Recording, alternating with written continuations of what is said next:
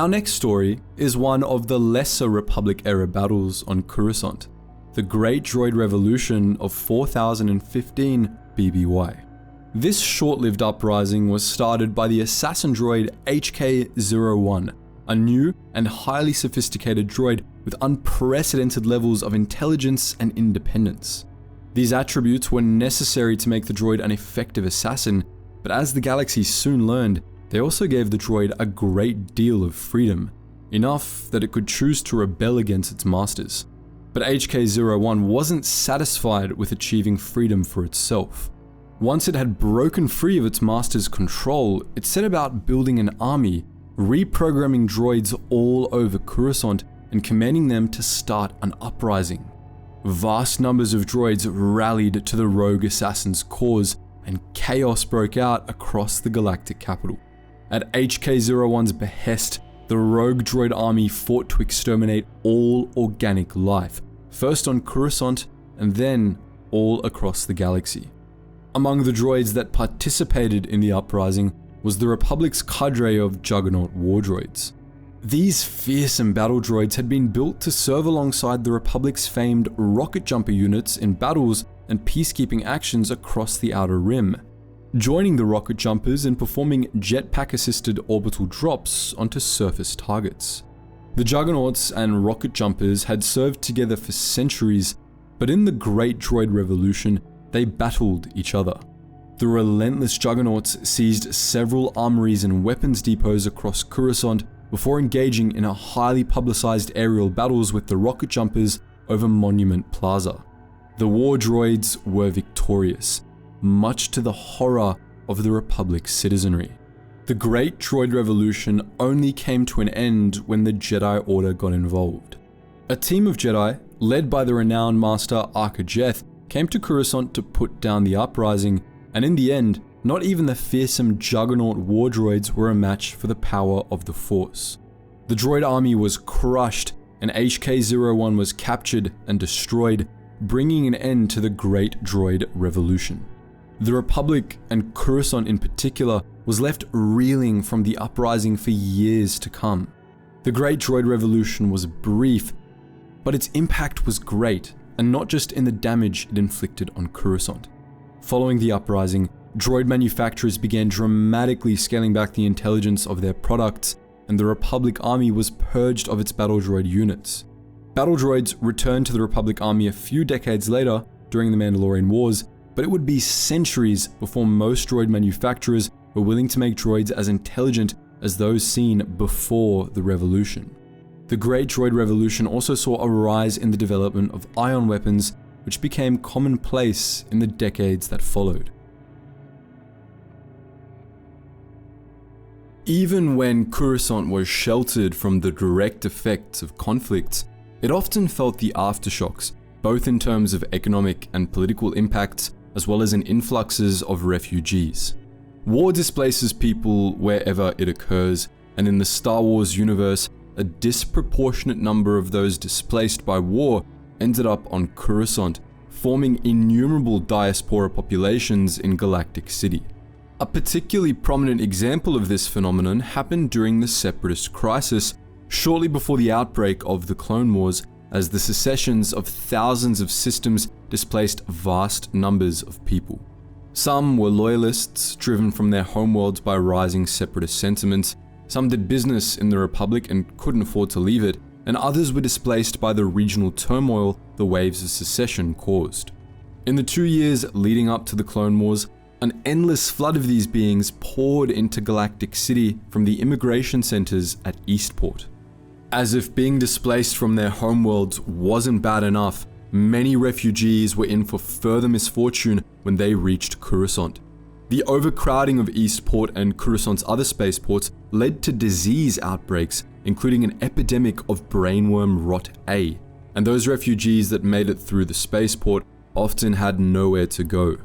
A lucky few were able to settle in the tolerable parts of Galactic City, but many wound up in the underworld, and some unfortunate refugee communities had to carve out their own settlements. One of these latter groups had to resort to building a shanty town in the barrel of one of Coruscant's garbage launchers, which led to tragedy when their settlement caused a catastrophic misfire, devastating a whole district of northern Galactic City. To quote a HoloNet news report on the incident, "The Desrini district of northern Coruscant is still closely following a catastrophic garbage launcher misfire that has killed at least 48 and has littered the entire district with dangerous industrial waste." At 0801 this morning, Waste Canister Delivery Port 84D21 launched its regularly scheduled payload of industrial refuse sealed in a shielded container. The projectile came into contact with a sizable obstruction, causing it to shred apart within the launcher barrel. The entire cannon assembly collapsed, taking out the 4 surrounding city blocks. Emergency rescue crews arrived on the scene in less than half an hour and have been working since then to clear the rubble. At least 48 bodies have been recovered and over 200 injuries have been reported. The rescue crews have identified the barrel obstruction as a shanty town of refugees living within the launch chamber. From the looks of it, there were at least 4 families of squatters living between the 4th and 5th accelerator gates. They had tapped into the cannon's energy grid, which disabled its obstruction sensors, said Captain Gelamure of Desrini Rescue Ops. The destroyed canister contained 115 metric tons of concentrated industrial waste, including hyperboride runoff, trichorinium, hexafluorine, and destabilized russium. The canister's explosion has spread this waste over the disaster site, and emergency workers are dressed in full tox gear to carry out rescue efforts. The Coruscant WeatherNet has cancelled prevailing winds in the area, but natural air currents caused by undercity convection is spreading a dangerous cloud of industrial toxins. All non-pressurized structures in the surrounding 10-kilometer radius have been evacuated. But this was only the start of the misfortune that Coruscant's refugee population would face. As the flood of refugees only increased and Coruscant experienced a wave of bombings carried out by separatist-aligned terrorists, hawkish voices calling for stronger restrictions for refugees inbound to Coruscant prevailed. Galactic City began taking on fewer refugees, and those who had already arrived found themselves being policed increasingly heavily. This escalated further during the Clone Wars, which saw a rise in xenophobic sentiments among loyalists, targeted primarily at members of species whose homeworlds were part of the CIS. Nemoidians, Skakoans, Gossams, Aqualish, and others were treated with suspicion, profiled by Coruscant's security officers, and subjected to increased surveillance. This, combined with pressure from the speciest and rabidly loyalist group, Compor, culminated in the Coruscant Ministry of Ingress deciding to deport a whole slew of so-called separatist species from Coruscant entirely, rendering them refugees once more. This measure called for the deportation of billions, and, cruelly enough, most of the people it targeted were fervent loyalists, having fled to Coruscant out of opposition to the separatist movement.